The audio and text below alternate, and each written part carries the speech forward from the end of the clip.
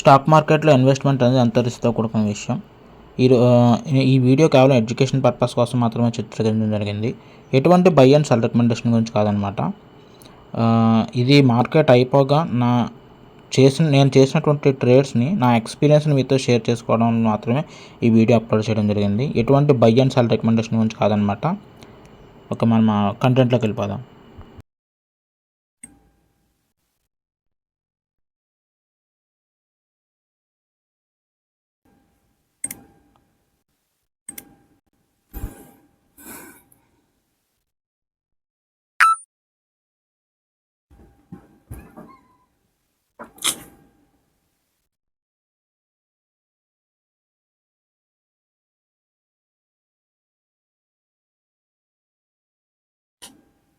$1,400 loss.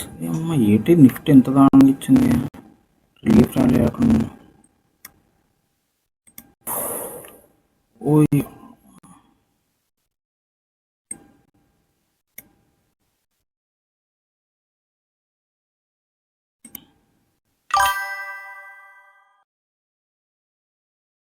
G బా.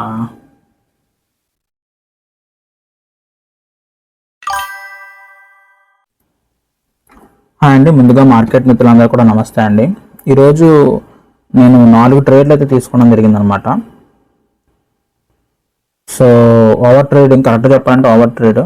Morning session అంతా కూడా ఆల్మోస్ట్ నేను $1,400 ప్లస్ లాస్లో ఉన్నాను అనమాట.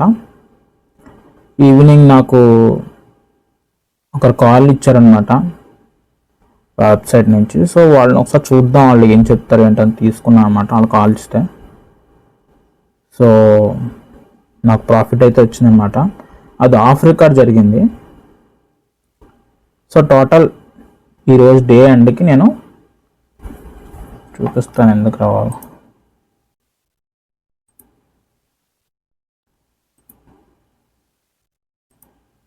ఇదనమాట.